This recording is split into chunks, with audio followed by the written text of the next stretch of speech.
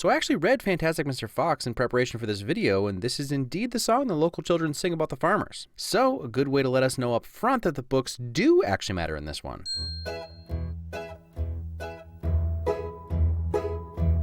Even the prelude of the Ballad of Davy Crockett has been wonderfully Wes Andersonified. Most everything you need to know about why Wes Anderson's films are a joy to watch can be found in the first 5 minutes. Ready? Wes Anderson Filmmaking 101. Moderately interesting but painfully symmetrical wide shot with a beautiful background and a quirky character doing quirky things. Modeled after Anderson's movements, I might add. What'd the doctor say? Characters jump right into dialogue, ignoring the usual social cues like greetings. If possible, track your camera in smooth lateral or vertical movements, always keeping square with the frame, cut only if absolutely necessary. By the way, you look unbelievably beautiful tonight. You're practically glowing. Have your dialogue delivered matter-of-factly, often with little to no emotion. Maybe it's the lighting. I've been in this town. When you do cut, jump or smash cut for comedic effect. Use moderately recognizable music with catchy beats over top the longest parallel uncut tracking shots you've ever seen in your life. And it doesn't hurt to have actions in the movie in time with the music.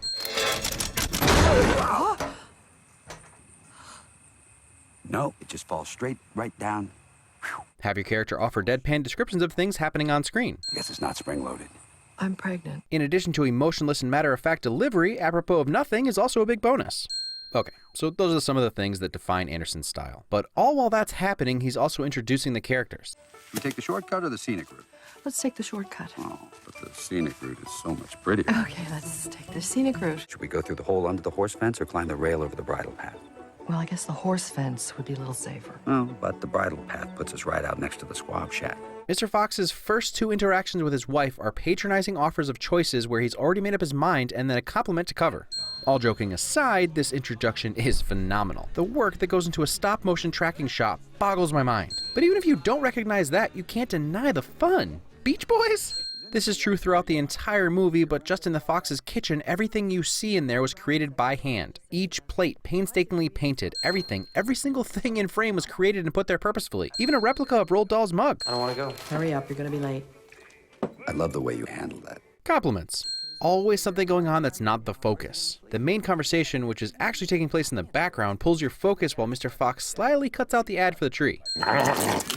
Civility. Sarcasm aside, this is a pretty comprehensive encapsulation of the story. A fox wearing a clip-on tie tearing toast apart like a beast. I guess he's just different. The weirdest and my favorite descriptive hand motion that actually starts out demeaning. Skipping stone hearth. Ha, like Fieldstone Hearth. Skipping stone. Ha. See what his eyes look like? Kylie? Kylie! It really shouldn't be surprising that Wes Anderson would have solid comedic timing since he writes and directs this crap, but it's always a fun surprise. Did I not mention Wes Anderson voices Weasel? This makes me wonder if at one time Badger had his own firm and a burrow somewhere, but he really couldn't get any clients, so the Beaver Bros were like, let's team up. And Badger was like, I got this burrow, and the Beavers were like, nah man, we got a dam. And his chin would be underwater in the shallow end of any swimming pool on the planet. I was surprised to find out that very Wes Anderson line was right out of the book. I guess they had a lot in common. The cuss am I? Are you cussing with me? One of the funniest scenes, but also a really thematically relevant one since they're both still wild animals. More on that later. Of course, the squirrels are removers/storers. And I love that there seem to be multiple squirrels in charge, but they're all voiced by Roman Coppola. Christopherson's unaccompanied minor tag comes complete with a disclaimer about his height. The paper is just sections of Dahl's book. Good stuff. I'll crawl under the bookcase. Who cares if I get splinters in my ears? Thoughtfulness. A little explanation as to why Ash wears a white towel all the time. Model trains. How do we make them eat it? Beagles love blueberries. Beagle lessons. You're supposed to be my lab partner. I am. No, you're not. You're disloyal. Honesty. I have a different kind of teeth from you. I'm an opossum. Give me that. Brutality censoring. Reveling in a job well done. Love that we get an in-depth look at the first heist, and then the majority of the second is through Bunce's security cameras. And this time, Fox is right about the trap. The footage of Wes Anderson actually explaining the rules of Whack-Bat fills me with joy. Not quite as much as Owen Wilson's rendition, but close. Pinecone burns out and the umpire calls hotbox. Finally, at the end, you count up however many score downs it adds up to and divide that by 9. Got it. Panache. 1, 2, 3. That delivery is so weird yet perfect. Before we go any further, from now on, can you give me some kind of a signal once in a while just so I know any of this is getting through to you? Best signal ever. First, love that Rat is just sitting there with his tube straw in the cider, minding his own business. Second, holy cow is this room stunning. The idea was to have the only illumination from behind the cider as if it were giving off a glow, and man does it work. We don't take kindly to cider poachers. And Willem Dafoe is always a win. Courage. Ha! Cider Fox. He's very clever, isn't he? Who needs a deluminator when you've got anti-stormtrooper aim? If what I think is happening, it better not be. Eloquence. We got the tail, but we missed the fox. You wouldn't necessarily expect scenes to be able to be transcribed almost exactly from the book in a movie like this. But from the sniffing to the wind change and the tail recovery, it's taken right from the pages. He gets a bandit hat. He just got here. He got a bandit hat. Where's my bandit hat? Why didn't I get shot at? It's because you think I'm no good at anything. Ladies and gentlemen, Jason Schwartzman. They'll kill the children. Over my dead body, they will. That's what I'm saying. You'd be dead too in that scenario. Situational awareness. I've got it. Cool-headedness. One of those slovenly farmers is probably wearing my tail as a necktie by now. You're paranoid, Foxy. Clairvoyance. Why'd you take your shoes off? So I don't break your nose when I kick it. Yep. I know what it's like to feel different. Now the squiggly hands take on their better meaning. The meaning I always remember. It's okay to be different. Chicken coop dance party. Just making it up as I went along, really. That's just weak songwriting. You wrote a bad song, Petey. Constructive criticism. Appropriate reaction. Also, second favorite bit of stop frame animation. His limbs never stop moving during the entire tantrum. Another hilarious illustration of what this film is about. The modernization of man, or in this case, the domestication of beasts. I love that the second they have food, it's back to suits, toasts, and first world problems. Look at that mouse, he's got his own table. We look good. Yeah, we do. Self-confidence. Holy crap-boli, that's a shot. You wouldn't even know that's cellophane water. Just now noticing the white fur in his temples that wasn't there when he was a younger fox. Hugging and love. But I shouldn't have married you. Ooh, painful honesty. Then it hit me. What do foxes do better than any other animal? Dig. You're stepping on my line. What's actually funny about that is that unlike a lot of animated features where most of the voice actors record their lines separately, a lot of this film was filmed on locations with actors speaking to each other. It's not your fault. It's mine. Well, didn't see that wave of emotion coming. Got me good, Foxy. What is it about father figures telling us it's not our fault? Getting all Will Hunting up in here. Probably split into a certain number of groups and start doing something, right? Leadership skills. See, I've seen Willem do this, so I know these movements were based on him. And please take no offense, Mr. Dafoe, but man, did they capture your animal likeness. Badass good fox. Black, melted gold. Optimism? Real estate agent, an excellent tailor. Yeah. Will you join me? All right. Acquiescence. I don't know your Latin name. I doubt they even had opossums in ancient Rome. Didelphomorphia. Your CinemaWins word of the week. Ha! Graffiti curse word. I call shenanigans on that Nag's Head patron wasting his beer on a little trash fire. How about how amazing the fire and smoke are made of cotton balls and carved soap? Contact! Meryl Streep's delivery was better. Such a fun section of Alexander Desplat's score. Well, that's it. I've seen all I need to see. A fox and an opossum on a motorcycle is the peak of cinema. Okay, 2 foxes and an opossum. I feel like I'm losing my mind. I've got a fox on a motorcycle with a littler fox and what looks like to be an opossum in the sidecar. Does that sound like anything to anybody? It's everything to everybody. Hey, that being security guy has the same Where's Waldo shirt as the rat. Even though it's from a veterinarian, it still stipulates not operating heavy machinery. You two go ahead while I distract him. Potential self-sacrifice. Hey, I can fit through there. You wanna know why? Why? Because I'm little. Ha! Yes! See? Being different isn't all bad. Also because he's the white cape. Did Christopherson just blindly look at the camera?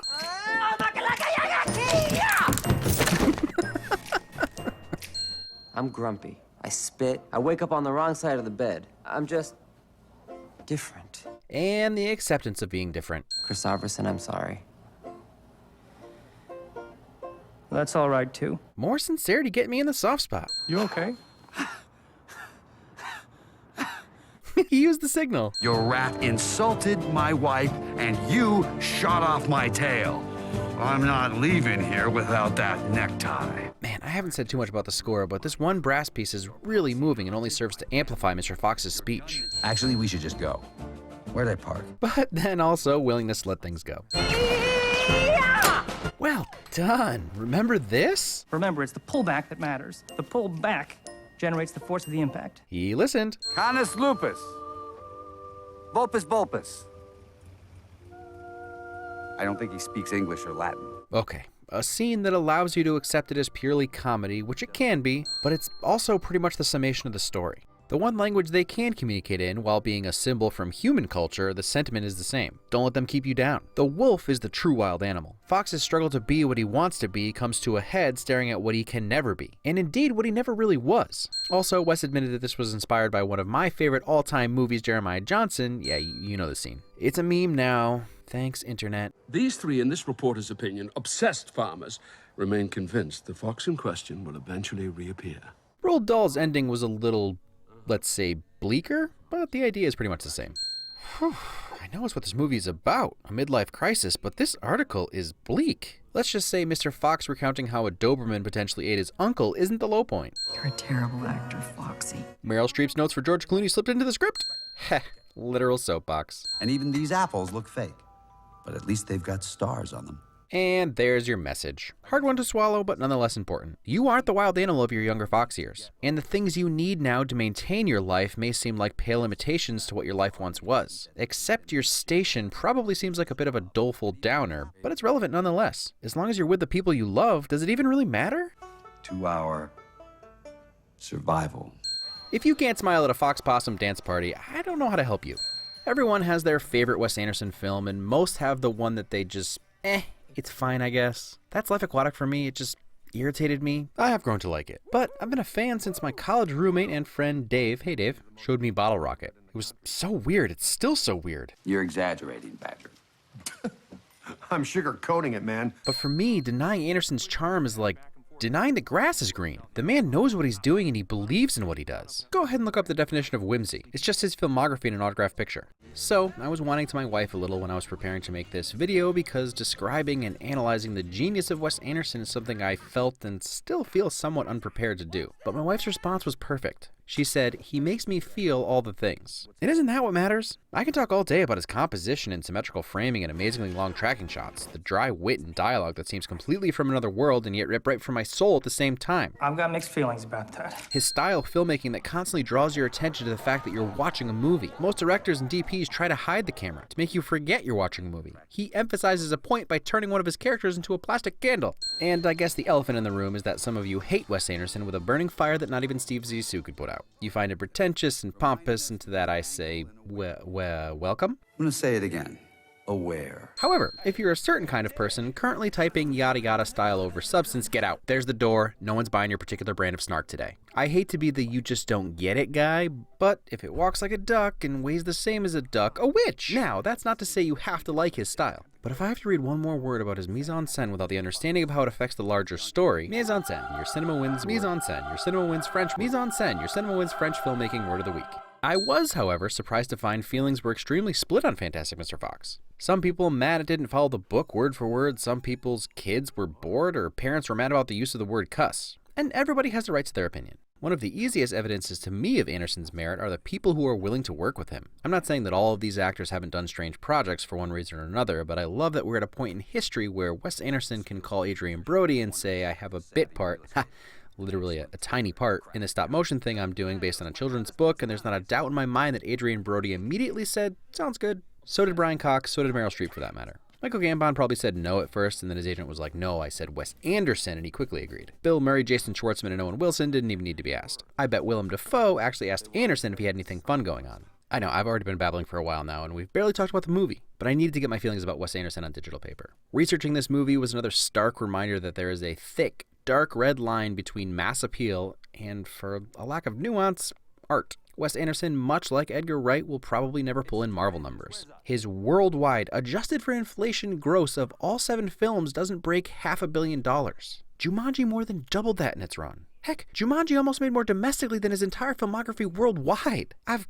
come to terms with that, I swear. And I'm coming around to my point. You are most likely sitting there thinking one of 3 things. The first, I hate Wes Anderson and you'll never change my mind. To which I reply, thanks for sticking it this long, friend. Second, Ugh, Wes Anderson? He needs an Everything Great About video? Everyone knows Wes Anderson is amazing. Also, he's too smart for your content. If you're thinking that, God bless you, I agree. The last option is, who in the holy crap is Wes Anderson? And based on box office returns, the majority of you have to be thinking the latter. And that's okay. That is why I'm making this video, and why at some point I may have to tackle my least favorite of his films. Even if one person falls in love with Wes Anderson because of this video, it will be worth it to me. So, now that that's out of the way, let's talk about why this particular Wes Anderson movie deserves way more credit than it received. Also, much like Edgar Wright, Anderson's attention to detail is off the charts. Every scene is packed full of beauty and care. There's always something going on in the background, which, when you really think about what that means, you respect it even more. One 18-second clip was reported as taking 8 days of work to complete. So now, wrap your mind around Badger's secretary, barely in focus, typing on her typewriter, and then later taking inventory in the mine. Most of us didn't even notice her. It's just done to give the world more realism. And speaking of realism, did you notice the mud at the entrance to the Bean house? The tiny post-it notes and keys in the key hook in Bean's trailer? The detail in Fox's welcome mat complete with granules of sand? Or each shoe and shoebox in the really quick shot of the cobblers? No shortcuts. And then there is something that Wes Anderson does that is wholly his own. He went bananas. Yes, he did.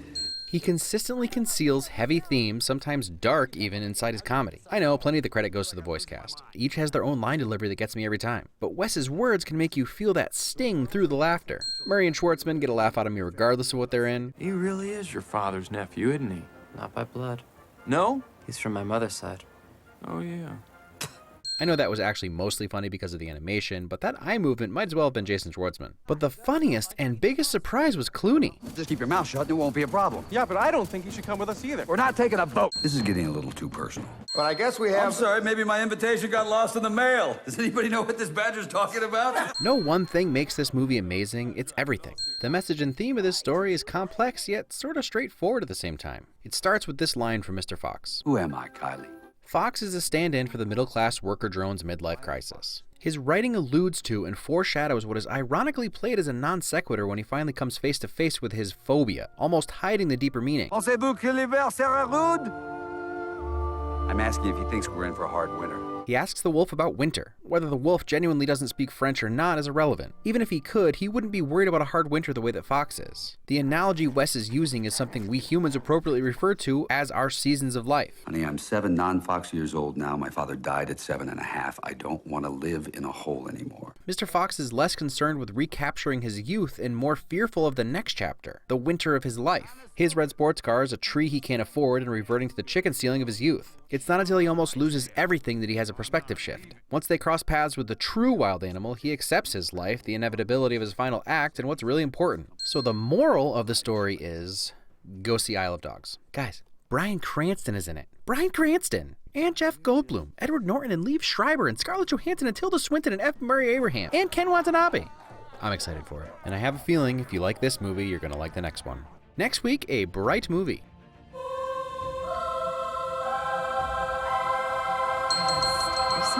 Great. It's actually slightly quicker anyway.